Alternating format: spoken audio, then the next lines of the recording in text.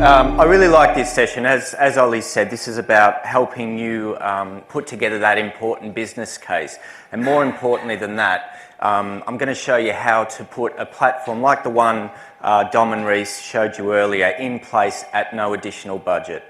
Okay, there's no smoke and mirrors. I'm not Paul Daniels, okay? So it's a really good session, this one. So as we go through the session, you'll start to see how that comes to light.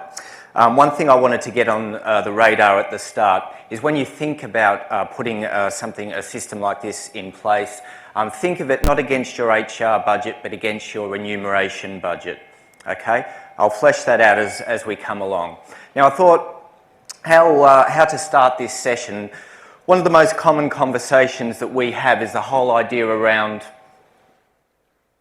price and value, and getting price and value in context, okay? And that's one of the first things I wanted to touch on here. So what I've got here is 9 tiles with a range of benefits that you can put in place for your staff. So we'll start at the top left, the most expensive benefit that you can put in place, and that's cash. And we're pretty dogmatic about that at RG. Cash is definitely the most expensive thing you can put in place. So looking at all these numbers here are based on a company with 1,000 employees, and they're all paying their staff £20,000 a year. So that's nice, simple mathematics that we'll use throughout the session as well. So first of all, salaries there, paying $20,000 a year. You get hit with a little bit of NI on top of that as well. So you're looking at just under £24 million based on that. Low-cost healthcare cash plan, who's got one of those in place? Yeah, a few businesses have. They give you benefits for things like dental, optical, things like that. There's a variety of options there. Some are more expensive than others, but we've used a figure of about £84 per employee there. So you're looking at about £84,000 for a benefit such as that. EAP, who's got those in place? Yeah, quite common. I see it as a really important support mechanism rather than a benefit. We don't really see it as a benefit per se. If you think about an EAP, it's not something that, someone goes home to their wife, partner, whatever, and say, you know what, there's a number that I can call and speak to someone to say that I hate you. It just doesn't really work like that. As I said, it's a great support mechanism, but we don't really perceive it as a benefit, but you're looking at about £10,000 to put something like that in place. Office Christmas party, who offers that to their staff? I guess the expectation from your staff is that it's kind of almost mandatory. They're probably going to become very disengaged if you don't put on at least a bowl of peanuts and a beer for them at the end of the year. But we've worked out about £36 per employee for that. Just to give you some more context on that, once you hit £100 per employee, there are tax implications around that, so that's just something to consider again. But once again, you're looking just under £40,000 there. Pension, I suppose, yeah, I'm hearing the gnashing of teeth. You've all gone through the labour-intensive exercise of auto-enrolment, yeah? I mean, it's mandatory now, so it is a benefit that we have to put in place. But you can see there, a really expensive benefit there. You're looking at about £400,000 for something like that. But a pension, not something someone really goes home excited about. I mean, unless maybe you're on a saga holiday or something like that. It's just not something that you're really going to get enamoured about. PMI, private medical insurance, one of the most expensive benefits that you can put in place. You're looking at about £500,000 to put that in place for those sorts of numbers that I was talking about. And only about 5% of businesses actually go through a company-paid PMI scheme. We call it sort of old flex, old school benefits, and that's pretty much how it's perceived as well. And we've done quite a bit of analysis with PMI as well, and there's been virtually zero growth with PMI over the last 15 to 20 years, which is quite interesting as well. Permanent health insurance does what it says on the tin there. You're looking at about £100,000 for a benefit like that. Tea and coffee, who here provides that for their staff? Yeah, most of you do. Once again, something your staff probably expect to at least be able to get a caffeine hit during the afternoon when they're working. But once again, depending on how much you want to push the barrow out with high quality coffee or just an urn of tea there, you're looking at about £52,000 for a benefit like that. Bottom right-hand corner, a complete SmartHub, fantastic SmartHub, like the one Dom and Reece showed you a little bit earlier, about £50,000 to put one of those in place. Okay? So if you look at that in the context of those other benefits there, it's actually one of the most cost-effective things you can put in place. And actually, if you compare it with a lot of the others as well, it's one of the only ones there with any long-term impact. You know, if you compare it, say, to an office Christmas party, a bit of a one-trick pony, important for one night, but the staff forget it in a couple of days. Things like PMI, permanent health insurance, they're great if you get sick, but then, of course, you have to go through the drudgery of trying to see if you're covered, and more often than not, you're not. Certainly, my experience with insurance seems to be like that.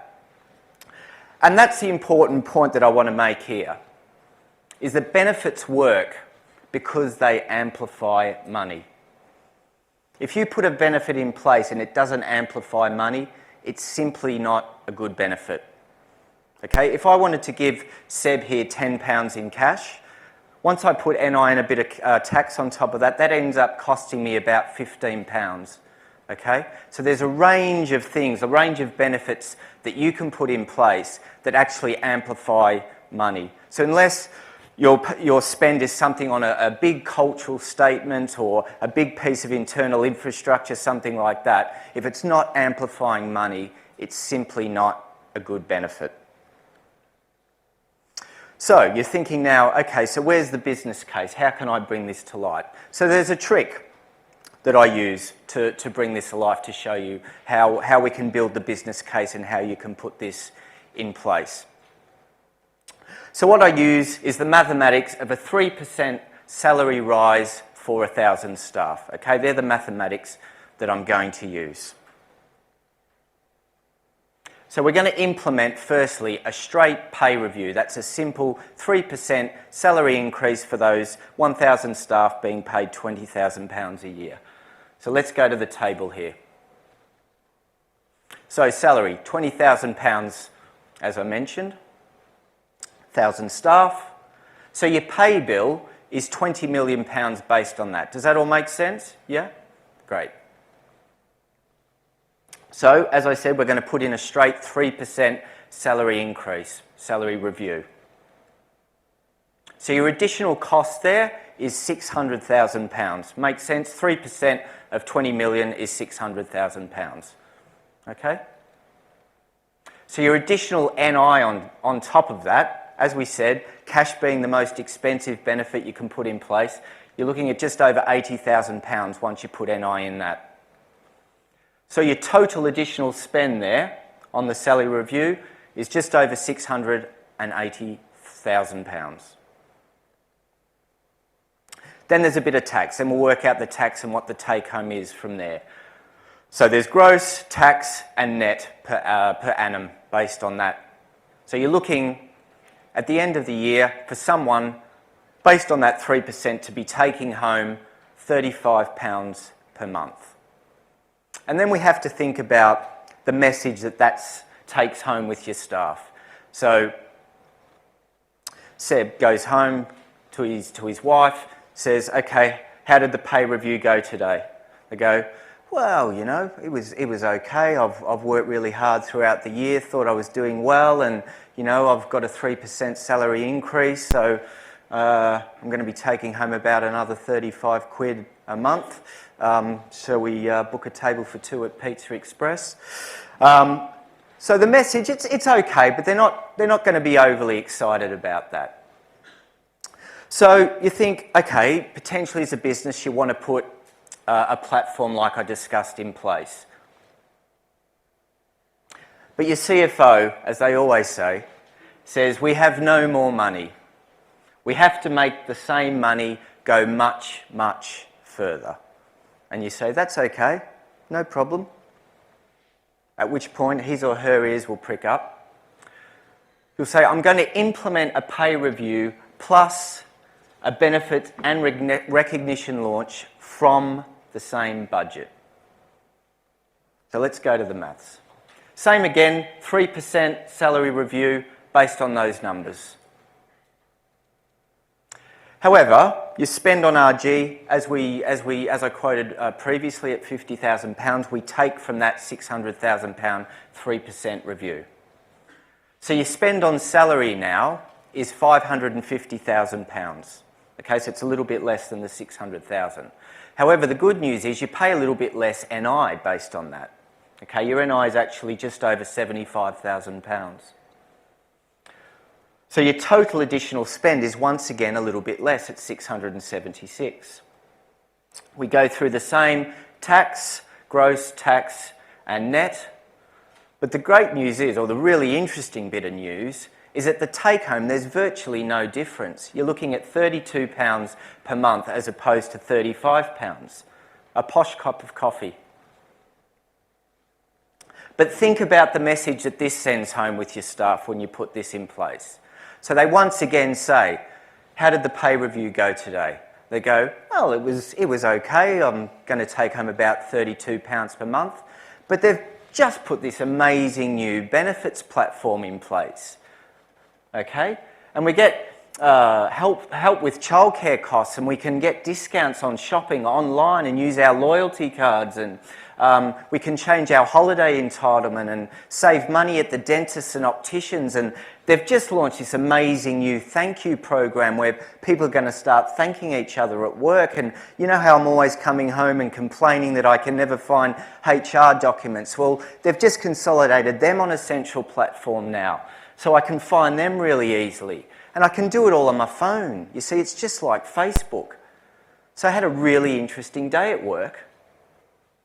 And that's before you take into account the NI savings from the salary sacrifice. Of course, all this only works if it's effective. And it's only effective if the solution you implement actually delivers. Who here has heard of NPS?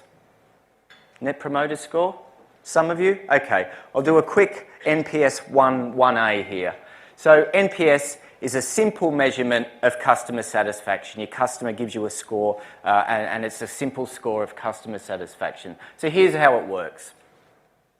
On a scale of 0 to 10, how likely would you be to recommend Reward Gateway to another business? That's the question, okay? So the scoring metrics or matrix is like this. Any score of a 9 or a 10 is what's known as a promoter, okay? Any score of a 7 or 8 is what's known as a passive. And any score 6 or below down to 0 is what's known as a detractor.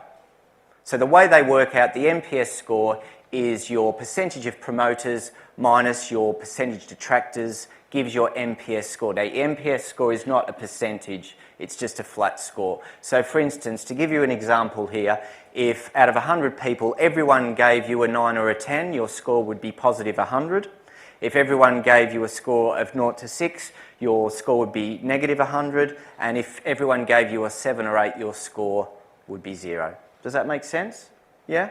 Okay. We use NPS here at Reward Gateway. Not every business does, firstly, and those that do are sometimes not as accommodating with promoting the score. But what we've done, or what I've done, is put together a table of various NPS scores across a range of sectors and industries to once again put into context this whole area of NPS and importantly about something delivering.